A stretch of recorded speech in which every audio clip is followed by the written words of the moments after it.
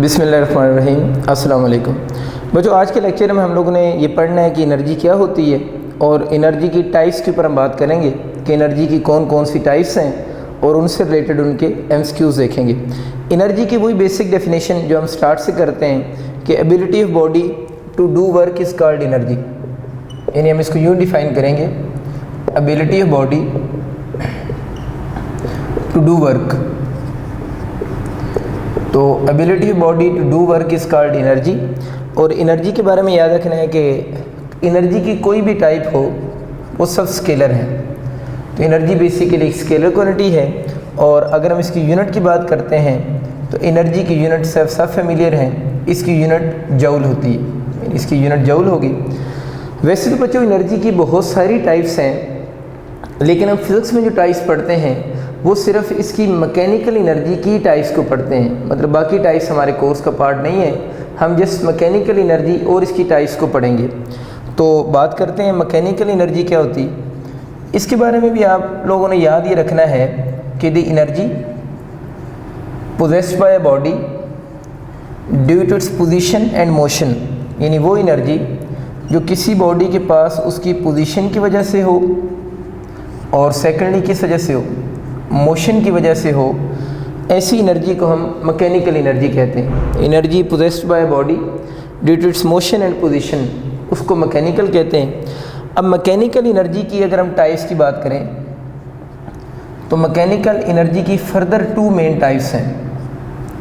यानी mechanical energy की types की बात करें तो इसकी आगे फर्दर टू टाइप्स हैं। उनमें से एक इसकी जो टाइप बनती है वो काइनेटिक एनर्जी है और सेकंड इसकी जो टाइप है वो पोटेंशियल एनर्जी है। यानी मैकेनिकल एनर्जी की फर्दर टू टाइप्स हैं, एक काइनेटिक है और वो दूसरी पोटेंशियल है। वो इसी वजह से टू टाइप्स बनी हैं क्योंकि इसके नाम में दो डिफरेंट वर्ड यूज़ हुए हैं ना डेफिनेशन में, एक मोशन वर्ड यूज़ हुआ है और एक पोजीशन। इसी वजह से जो काइनेटिक एनर्जी है, जो मैकेनिकल एनर्जी है, उसकी कितनी टाइप्स हैं, टू टाइप्स हैं। उनमें से एक काइनेटिक है और दूसरी पोटेंशियल है। तो कुछ बच्चों भी हम बात करते हैं सबसे पहले काइनेटिक एनर्जी के बारे में। काइनेटिक एनर्जी की अगर हम बात करें तो इसके बारे में आप लोगों ने कुछ यूँ याद रखना है कि काइनेटिक एनर्जी का क्या होगी, the energy possessed by body due to motion. तो किसी भी बॉडी के पास वो एनर्जी जो उस बॉडी की मोशन की वजह से होगी, उस एनर्जी को हम काइनेटिक एनर्जी का नाम देते हैं। इसका जो फार्मूला होता है काइनेटिक एनर्जी का इज़ इक्वल टू होगा हाफ एम स्क्वायर। यानी काइनेटिक एनर्जी को हाफ एम स्क्वायर भी हम कहते हैं। इस वी स्क्वायर को हम लोग जो है वो वी डॉट वी बी लिख सकते हैं। यानी काइनेटिक एनर्जी का फॉर्मूला हाफ एम स्क्वायर होता है और यहाँ पर जो वी स्क्वायर है उसका हम वी डॉट वी भी लिख सकते हैं। अब बच्चों इस फार्मूला में ये जो एम वी लिखा हुआ है ये ऑलरेडी मैं आपको पढ़ा चुका हूँ कि एम वी जो होता है वो किसके इक्वल है, पी के इक्वल होता है। तो काइनेटिक एनर्जी का फार्मूला कुछ यूँ भी लिखा जा सकता है, kinetic energy is equal to 1/2 M V को हम क्या लिख सकते हैं, पी डॉट वी भी कहते हैं। तो इसका जो फार्मूला बन जाता है काइनेटिक एनर्जी का 1/2 पी डॉट वी भी इसका एक फार्मूला होता है। तो ये बच्चों आप लोगों ने याद रखना है, डिफरेंट इसके फार्मूले हैं, हाफ एम वी स्क्वायर भी है, ये वाला फार्मूला भी हम यूज़ करते हैं। इसी तरह अगर हम इस ऊपर वाली इक्वेशन को, ये वाली जो इक्वेशन है, इसको m से मल्टीप्लाइड भी कर दें और m से डिवाइड भी कर दें तो ये ऊपर क्या बन जाएगा जब मल्टीप्लाइड करेंगे। देखिए ना, मैं ये कह रहा हूँ m से ऊपर मल्टीप्लाइड करेंगे तो m स्क्वायर भी स्क्वायर हो जाएगा और नीचे m से डिवाइड भी किया। अब एम वी जो है वो तो बेसिकली p की इक्वल है ना, तो एम वी की जगह पर क्या आ जाएगा, एम वी का होल स्क्वायर यानी p का स्क्वायर हो जाएगा, मोमेंटम होता है ना, तो p स्क्वायर बाई 2mv होगा। तो ये बच्चों आप लोगों ने जो डिफरेंट मैंने इसके फार्मूला लिखे हैं इसके बारे में मैंने आपको एक डिटेल लेक्चर ऑलरेडी पहले दे चुका हूँ। तो आप लोगों ने, और उस लेक्चर में मैंने ये फार्मूले भी लिखे थे। वैसे क्योंकि टॉपिक स्टार्ट हो रहा है तो मैंने आपकी रिवीजन के लिए लिख दिए हैं। तो आप लोगों का जो इंटरेस्ट में बहुत फेमस टॉपिक है वो बेसिकली काइनेटिक एनर्जी और मोमेंटम के बारे में है। तो इस पर मेरा कंप्लीट 1 आवर का लेक्चर है काइनेटिक एनर्जी और मोमेंटम की डिस्कशन के बारे में, तो वो जब आप ये वाला यूनिट पढ़ रहे हो तो आप लोगों ने पिछले यूनिट में से जो कि चैप्टर 3 बनता है फर्स्ट ईयर की बुक का, उसका लेक्चर आप लोग देख सकते हैं। उसमें आपको इसकी टोटल डिटेल मिल जाएगी कि काइनेटिक एनर्जी और पी के आपस में किस तरह के लिंक के क्वेश्चन आते हैं। तो इस पर अभी मैं बात नहीं कर रहा। इसके लिए अगर आपको कन्फ्यूजन है तो वो पिछला लेक्चर इसका देख सकते हैं। आज हम कुछ नई बात करेंगे जो हम लोगों ने वहाँ पर काइनेटिक एनर्जी के बारे में डिस्कशन नहीं की हुई। देखिए बच्चे, इसके कुछ क्वेश्चन स्टार्ट करते हैं kinetic energy half M V square के बारे में। एक बहुत कॉमन एमसीक्यूज मैं आपके लिए लिखता हूँ। सपोज करें बच्चे, आपको एक बॉडी है, ये एक बॉडी है और ये बॉडी मूव कर रहा है और आपको क्वेश्चन में बता रहा है कि इस बॉडी की मास सपोज करें 500 ग्राम है। एक बॉडी है, उसकी मास 500 ग्राम है और उस बॉडी की इंस्टेंटेनियस वेलोसिटी जो हमें गिवन है वो 3I + 4J गिवन है। बॉडी की मास 500 ग्राम गिवन है, इनिशियल वेलोसिटी इसकी 3I + 4J गिवन है और क्वेश्चन में आपसे वो ये डिमांड कर रहा है कि जब बॉडी की इनिशियल वेलोसिटी द मोमेंट जब 3I + 4J है उस वक़्त आप लोगों ने उस बॉडी की काइनेटिक एनर्जी बतानी है। तो आप चाहें तो हम डिफरेंट ऑप्शन भी लिख सकते हैं। लेट्स इसके ऑप्शन आप यूँ लिख लें 6.25 जूल, बी ऑप्शन आप लिख लें 62.5 जूल, सी ऑप्शन आप लिख सकते हैं 6.25 × पावर 3 जूल और 62.5 × पावर 3 जूल। तो इस तरह आप इसके डिफरेंट ऑप्शन भी लिख सकते हैं। अब बच्चों में ये चीज़ तो पता है कि काइनेटिक एनर्जी का formula half M V square होता है। इसके लिए m चाहिए और v चाहिए। m तो हमें गिवन है 500 ग्राम, अब हमें v चाहिए। तो वहाँ पर तो v जो हमें क्वेश्चन में गिवन है वो वेक्टर फॉर्म में गिवन है। तो फर्स्ट ऑफ ऑल बच्चे आप लोगों ने इसकी मैग्नीट्यूड बनानी है, यानी ये वाला v जो आपको वेक्टर फॉर्म में गिवन है यहाँ पर उसकी मैग्नीट्यूड यूज़ हो रही है। तो फर्स्ट ऑफ ऑल आप उसकी मैग्नीट्यूड बनाएंगे। मैग्नीट्यूड कैसे बनती है? i के कोफिशिएंट का हम स्क्वायर करेंगे। i का कोफिशिएंट यहाँ पर कौन सा है?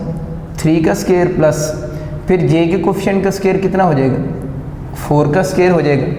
तो i के कोफिशिएंट का स्क्वायर प्लस j के कोफिशिएंट का स्क्वायर और अंडर आ जाएगा। ये मैग्नीट्यूड कैलकुलेट करने का मेथड है। अब अगर हम इसको सॉल्व करेंगे तो 9 + 16 बहुत सिंपल √25 और 5 के इक्वल हो जाएगा। तो यहाँ से हम इजीली उसकी स्पीड कैलकुलेट कर ली आप लोगों ने। अब आप इस फार्मूला में पुट करके काइनेटिक एनर्जी भी बना सकते हैं। देखते हैं क्या आंसर आता है काइनेटिक एनर्जी का। Kinetic energy is equal to होगी हाफ एम वी स्क्वायर।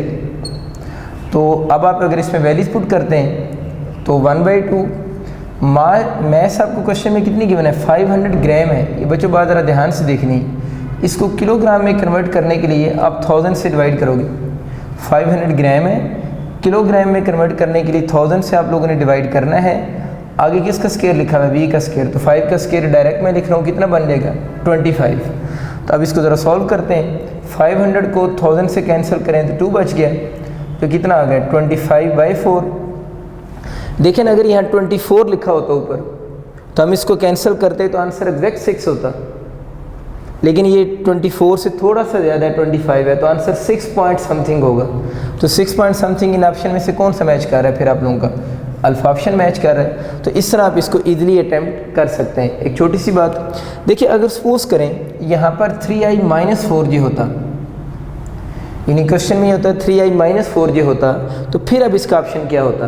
देखिए, वेक्टर के अंदर अगर आप प्लस या माइनस लगा भी रहे हैं तो उससे उस वेक्टर की मैग्नीट्यूड पे कोई इफेक्ट नहीं होता। तो अगर किसी बच्चे को आइडिया नहीं है तो इस बात को दोबारा सुन लें कि अगर यहाँ प्लस या माइनस, इवन इधर भी माइनस लगा दें तो फिर भी आंसर इसका 5 ही रहेगा और इस क्वेश्चन का आंसर फिर भी अल्फा ही होगा।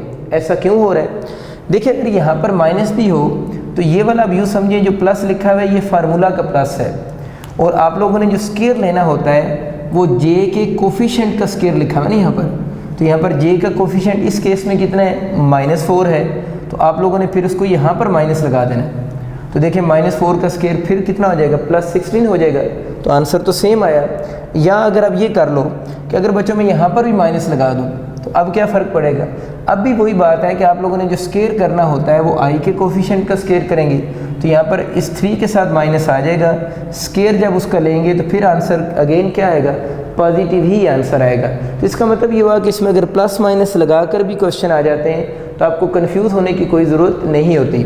और प्रीवियस लेक्चर में मैंने बात की थी, जिस तरह इसका आंसर 6.25 जूल आ रहा है, तो इसका ये कन्वर्जन समटाइम हो सकती है, काइनेटिक एनर्जी जो है वो 6.25 जूल है ना, ये हो सकता है सम टाइम कि वो केस को अर्ज में रिप्रेजेंट करें। तो आपको मैंने बताया था कि 1 जूल जो होता है सीजीएस सिस्टम में, वो आपके पास जो है उसको आप अर्ज में इजीली कन्वर्ट कर सकते हैं। तो वो आप लोगों ने इसको अर्ज की फॉर्म में भी रिप्रेजेंट कर सकते हैं, और 1 जूल 10⁻7 अर्ज के इक्वल होता है। तो अगर इसी आंसर को मैं अर्ज की फॉर्म में लिखूँ तो 6.25 इंटू 10⁻7 किसकी इक्वल हो जाएगा, अर्ज की इक्वल हो जाएगा।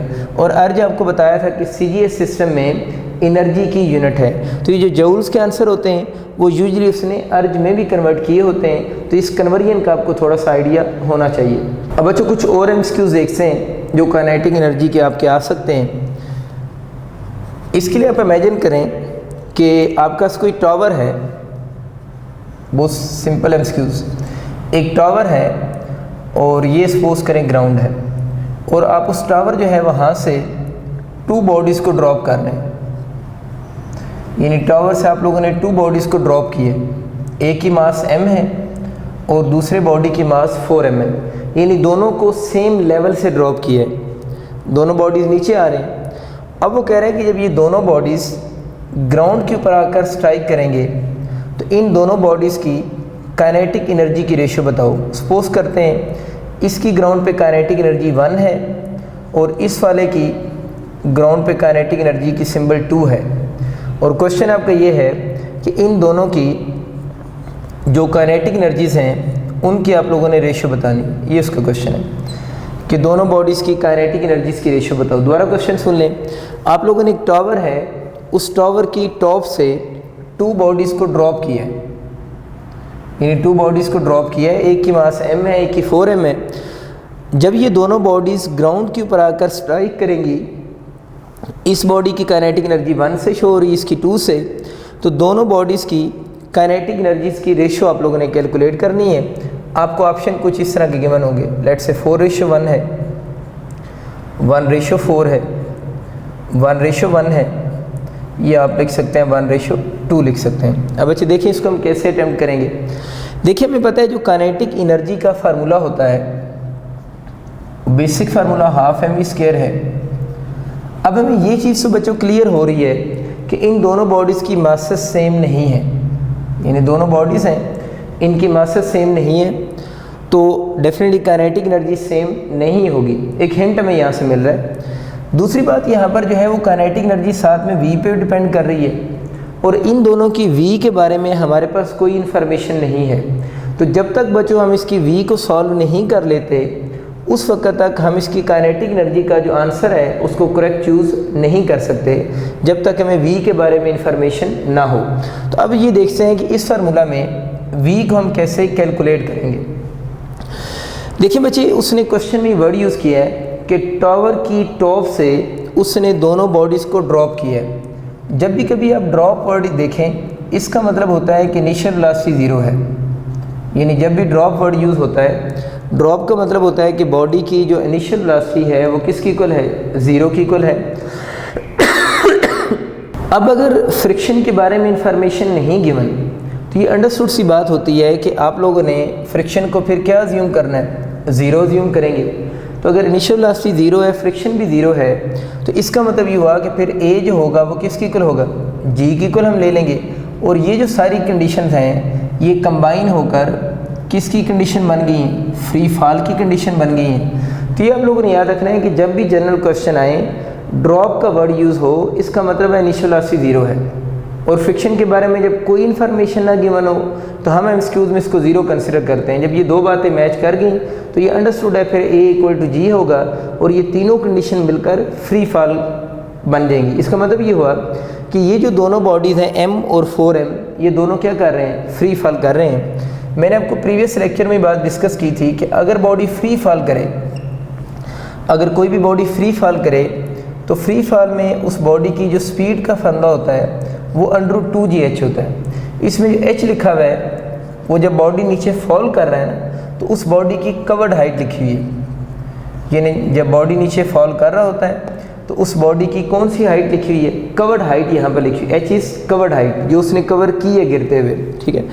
तो अब आपने देखना ये है कि इन बॉडीज़ की स्पीड के ऊपर अप्लाई करते हैं। इसका मतलब कि फ्री फॉल में जो बॉडी की स्पीड है वो सिर्फ किस पे डिपेंड करती है, कवर्ड हाइट पे डिपेंड करती है। और हम कह सकते हैं फ्री फॉल में जो स्पीड होगी that speed not depend on, वो स्पीड जो है ना तो बॉडी की मास पे डिपेंड करती है, ना ही बॉडी की शेप पे डिपेंड करती है, ना ही बॉडी के साइज़ पे डिपेंड करती है, साइज़ में रेडियस, ठीक है ना, और ना ही बॉडी की ओरिएंटेशन पे डिपेंड करती है।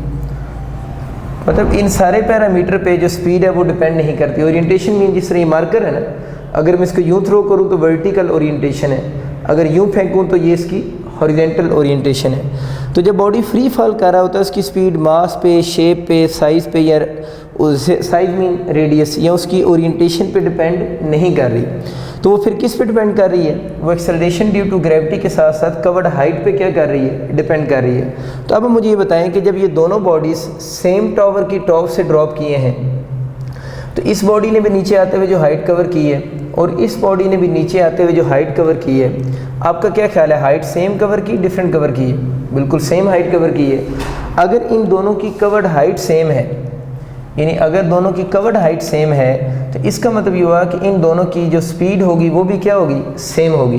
तो अगर आपके एमसीक्यूज़ यूँ आ जाता है ना कि बॉडी की मास m है कि 4m है, दोनों को ड्रॉप किया है, तो आप इन दोनों बॉडीज़ की स्पीड की रेशो बताओ। यानी अगर आपका ये क्वेश्चन आ जाता कि इन दोनों बॉडीज़ की स्पीड की रेशो बताओ, तो फिर बच्चों इस केस में इनकी स्पीड के रेशो का ऑप्शन क्या होता, 1:1 होता, 1:2 होता, 1:4 होता या 4:1 होता। तो बिल्कुल आप ठीक सोच रहे हैं, 1:1 होता, क्योंकि ये दोनों बॉडीज़ ड्रॉप हुए हैं और इस केस में इस फार्मूले से स्पीड कैलकुलेट होगी। अगर दोनों की कवर्ड हाइट सेम है तो दोनों की स्पीड भी क्या होगी, सेम होगी, और कितनी होगी, 1:1। अगर उसकी एग्जैक्ट वैल्यू कैलकुलेट करना चाहें तो हमें जैसे ही क्या चीज़ पता हो, ये कवर्ड हाइट पता हो, तो इस फार्मूला में पुट करके हम एग्जैक्ट वैल्यू स्पीड भी बता सकते हैं। लेकिन बच्चों अब देखना ये कि काइनेटिक एनर्जी सेम है या नहीं है। स्पीड तो सेम आ गई, काइनेटिक एनर्जी m के साथ साथ v पे भी डिपेंड कर रही है, तो v तो इसका मतलब सेम हो गया, कांस्टेंट हो गया इस फार्मूले में। 2 वैसे इस फार्मूले में क्या है, कांस्टेंट है, तो ये दोनों चीज़ें कांस्टेंट होगी। तो इसका मतलब कि इस केस में जो बॉडी की काइनेटिक एनर्जी है वो काइनेटिक एनर्जी डिपेंड किस पे कर रही है, मैस पे डिपेंड कर रही है। मीन जिसकी मैस ज़्यादा होगी उसकी काइनेटिक एनर्जी भी क्या होगी, ज़्यादा होगी। तो जब ये हिट करेंगे तो अगर हम काइनेटिक एनर्जी की रेशो की बात करें, first body over second body equal to direct relation है, तो फर्स्ट बॉडी जिसकी काइनेटिक एनर्जी को 1 बोला हुआ है उसकी मास कितनी m है, और जिसको 2 कहा हुआ है उसकी मास कितनी है, 4m है। तो m से कैंसिल हो जाएगा, तो मास की रेशो काइनेटिक एनर्जी की रेशो कितनी बनेगी, 1:4 होगी। तो इसका ऑप्शन जो बनेगा फिर आप लोगों के पास बचे बीटा ऑप्शन होगा। तो यहाँ से कंक्लूजन ये ड्रा हुआ कि अगर बॉडीज़ की मैसेज सेम हो या मैसेज डिफरेंट हो, जिस तरह यहाँ डिफरेंट थी, मासेस डिफरेंट हो तो स्पीड फिर भी क्या है, सेम है, लेकिन दोनों की काइनेटिक एनर्जी सेम नहीं होगी। और मासेस सेम हो या मासेस डिफरेंट हो, हर केस में जो स्पीड की रेशो होगी वो 1:1 ही होगी। लेकिन अगर मासेस डिफरेंट हैं तो फिर दोनों की काइनेटिक एनर्जी जो है वो सेम नहीं होगी। जिस बॉडी की मास ज़्यादा होगी उसकी काइनेटिक एनर्जी भी ज़्यादा होगी। ये बस चीज़ आप लोगों ने थोड़ी सी याद रखनी है। इस कवर्ड हाइट को समझने के लिए मैं एक और छोटा सा एमसीक्यू बनाता हूँ ताकि आपको ज़्यादा चीज़ क्लियर हो जाए। देखिए आप बच्चे यूँ बात समझें, सपोज करें कोई टावर है, ये एक टावर है, और आपके एमसीक्यूज़ यूँ आ गया है कि इस टावर की जो हाइट है वो टोटल हाइट 10 मीटर है, और आपसे कह रहे हैं कि यहाँ से एक बॉडी ड्रॉप हो रहा है। एक टावर है उसकी हाइट 10 मीटर है और वहाँ से एक बॉडी ड्रॉप हुआ है और उस बॉडी ने 1 मीटर डिस्टेंस कवर किया है, यानी इस बॉडी ने 1 मीटर डिस्टेंस कवर किया है। और आपसे कहता है कि जब उस बॉडी ने 1 मीटर डिस्टेंस कवर किया है तो इस पॉइंट पे बॉडी की स्पीड बताएं। यानी एक बॉडी है जिसकी मास, सपोज करें मास में गिवन कर लेते हैं, मास 2 kg है, वो ड्रॉप हो रहा है और उस बॉडी ने 1 मीटर डिस्टेंस कवर किया है, total height of tower 10 metre है। तो द मोमेंट जब उसने 1 मीटर डिस्टेंस कवर की है उस वक्त इसकी आप स्पीड बताएं। तो देखिए अब हम उसकी स्पीड जो है, अगर आप लोगों ने इस बॉडी को ड्रॉप किया है तो उस बॉडी की जो स्पीड का फार्मूला होगा वो हम ये √2gh यूज़ करेंगे। तो 2 उसी तरह लिख देंगे, g हमारे पास हम नॉर्मली 10 यूज़ करते हैं इनटू, अब h यहाँ पर कौन सी हाइट है, कवर्ड हाइट है ना, तो कवर्ड हाइट इसकी कितनी है, 10 मीटर है या 1 मीटर है, वो तो 1 मीटर है, तो इसकी जगह पर अब हम 10 नहीं लिखेंगे, इस h की जगह पर क्या लिखेंगे, 1 लिखेंगे, तो इसकी जो स्पीड होगी वो √, क्या हो जाएगी, 20 मीटर पर सेकंड हो जाएगी। तो बस ये बच्चे आप लोगों ने कंसेप्ट याद रखना है कि कवर्ड हाइट का मतलब ये होता है कि टोटल नहीं लिखनी होती, जितनी बॉडी ने कवर की है हम उसी को ही यूज़ कर रहे होते हैं। अब बच्चों हम इसका एक बहुत फेमस एमसीक्यू देखते हैं जो यूनिवर्सिटी पॉइंट ऑफ व्यू से काफ़ी इंपॉर्टेंट है, इसकी स्टेटमेंट को ज़रा आप समझने की कोशिश कीजिएगा। सपोज करें, मैं इमेजिन कर रहा हूँ कि आपके पास एक बॉडी है, ये सपोज करें एक बॉडी है, इस बॉडी की जो मास है वो 2 किलोग्राम है, इन एक बॉडी है, उस बॉडी की जो मास है वो 2 किलोग्राम है, और इस बॉडी पर 2 फोर्सेस लग रही हैं और दोनों forces perpendicular to each other है। बॉडी की मास 2 किलोग्राम है, इस पर 2 फोर्सेस लग रही हैं and these 2 forces are perpendicular to each other, और एक ही वक्त में दोनों लग रही हैं। स्टेटमेंट साथ से सुनते आना, एक ही वक्त में दोनों फोर्सेस लग रही हैं but both forces are perpendicular to each other, दोनों परपेंडिकुलर हैं। इनिशियली ये जो बॉडी था वो रेस्ट में था, यानी इनिशियली ये बॉडी रेस्ट में है, फिर इस बॉडी पर ये 2 फोर्सेस अप्लाई हुई हैं, और जब इस बॉडी पर 2 फोर्सेस अप्लाई हुई हैं तो क्वेश्चन उसका ये है कि इस बॉडी की आप लोग जो है वो काइनेटिक एनर्जी बताएं, यानी इस बॉडी की आप लोगों ने क्या बतानी है, काइनेटिक एनर्जी बतानी है after a time of 20 seconds.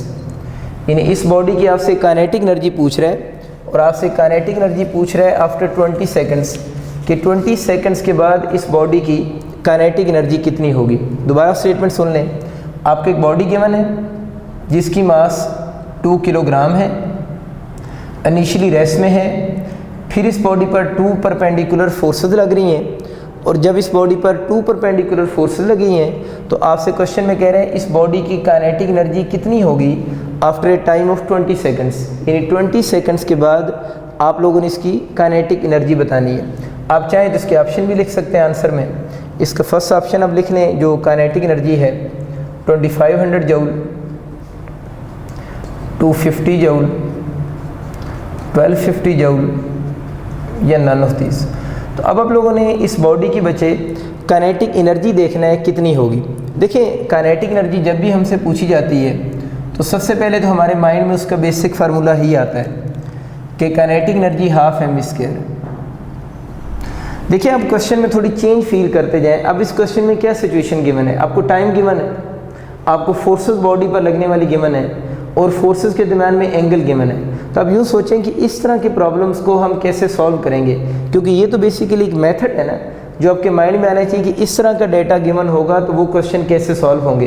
क्योंकि लेक्चर के अंदर जो मैं आपको एमसीक्यूज़ करवा रहा होता हूँ, इसका ये मतलब नहीं है कि वो यूनिवर्सिटी में वो एमसीक्यूज़ आना है, बल्कि उसका पैटर्न आप लोगों ने माइंड में रखना होता है कि इस पैटर्न के क्वेश्चन आ जाएँ तो उनको आप लोगों ने कैसे हैंडल करना है। तो ये पैटर्न अब आपके माइंड में हो चुका होगा। अब वैल्यूज़ जो मर्जी चेंज होती रहें, पैटर्न तो क्वेश्चन का चेंज नहीं होगा। तो अब बच्चों हमें पता है कि अगर इस फार्मूले से काइनेटिक एनर्जी कैलकुलेट करनी है तो क्वेश्चन में मैथ तो गिवन है, 2 किलोग्राम गिवन है, लेकिन हमें क्वेश्चन में वी गिवन नहीं है, और जब तक आप वी कैलकुलेट नहीं कर लेते क्वेश्चन सॉल्व नहीं होगा। और हमें पता है कि इस फार्मूले में जो वी है वो फाइनल वी की बात कर रहा है, क्योंकि वो जो काइनेटिक एनर्जी भी पूछ रहा है वो फाइनल है, क्योंकि इनिशियल स्पीड 0 है तो इनिशियल तो काइनेटिक एनर्जी भी क्या होगी, 0 होगी।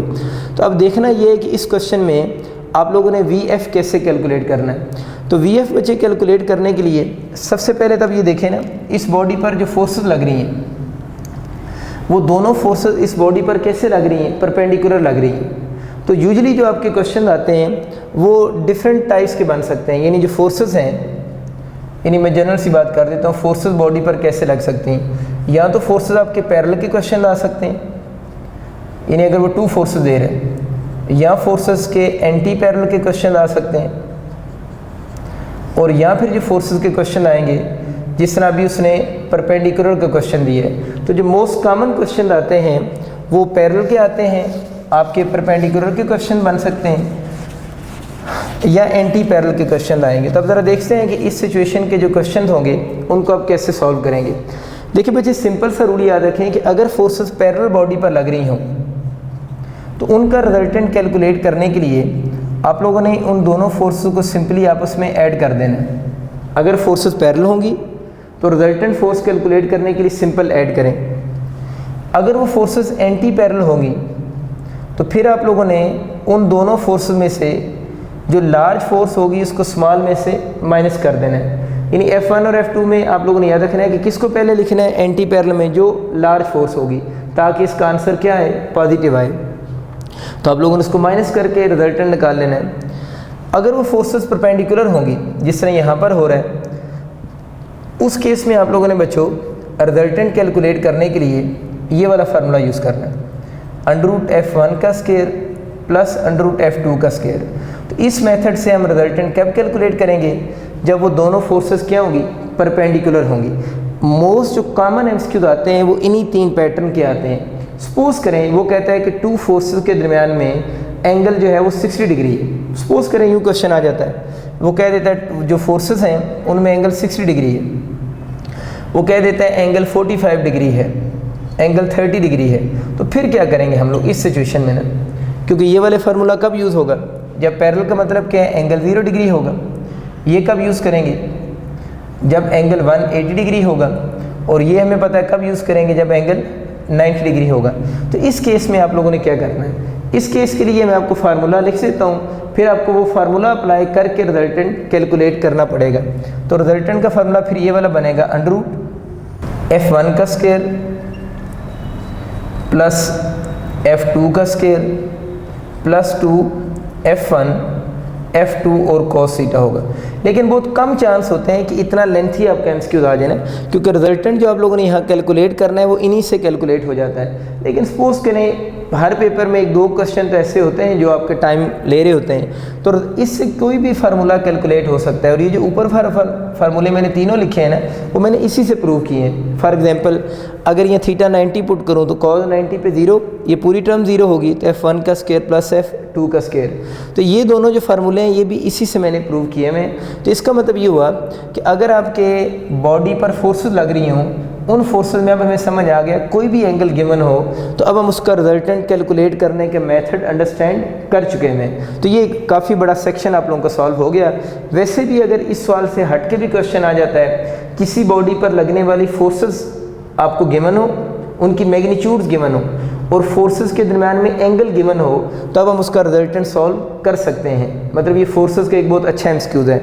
एक और बात जो छोटी सी साथ में याद रख लें कि अगर 2 फोर्सेस गिवन हो, अगर फोर्सेस का सवाल आ जाए और आपसे पूछे उनका मैक्सिमम रिजल्टेंट बताएं, तो मैक्सिमम रिजल्टेंट कब होगा, जब फोर्सेस आपस में पैरेलल होंगी।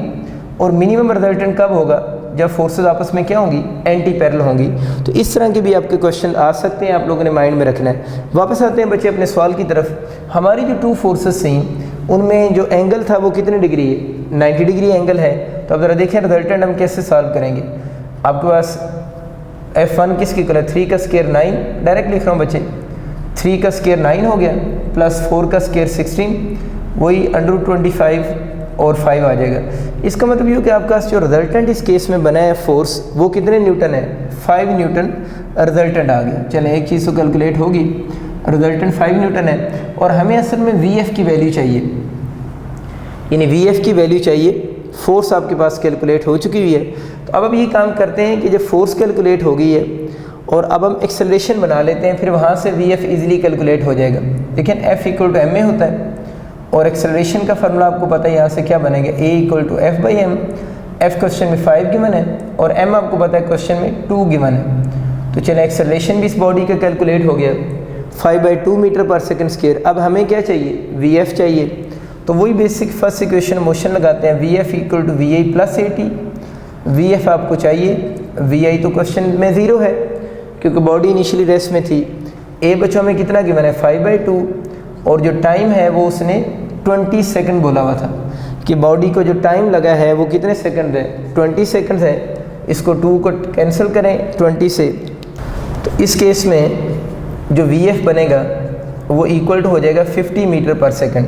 तो VF आप लोगों ने कैलकुलेट कर लिया जो कि 50 मीटर/सेकंड आ गया। तो अब बच्चों हमें यहाँ से VF चाहिए था, वो कैलकुलेट हो गए। तो अब हम इसका इजीली आंसर फाइंड आउट कर सकते हैं। इसमें अब हम वैल्यूज पुट करते हैं। Kinetic energy is equal to, kinetic energy final लिख सी मैंने 1/2 इस इक्वेशन में वैल्यूज पुट करेंगे तो मैथ्स आपको उसकी कितनी गिवन है, 2 गिवन है, इनटू आप लोगों ने किसका स्केयर आ जाएगा, 50 का आप लोगों ने स्केयर लिख देना है। तो ये वाला 2 इस 2 से कैंसिल हो जाएगा, तो 50 का जो स्केयर आपका बनेगा वो 2500 जूल की इक्वल हो जाएगा। तो इस तरह बच्चे आपका इसका जो आंसर बनेगा वो अल्फा ऑप्शन होगा। तो इस एमसीक्यूज़ में देखिए आप लोगों ने बहुत सारे मेथड सीखे हैं, आप लोगों ने फोर्सेस कैलकुलेट करना सीख ली और आपको ये आइडिया हो गया कि काइनेटिक एनर्जी में अगर आप लोगों ने वेलोसिटी कैलकुलेट करनी हो तो फोर्स, एक्सेलरेशन वगैरह को यूज़ करके भी हम वेलोसिटी कैलकुलेट कर सकते हैं।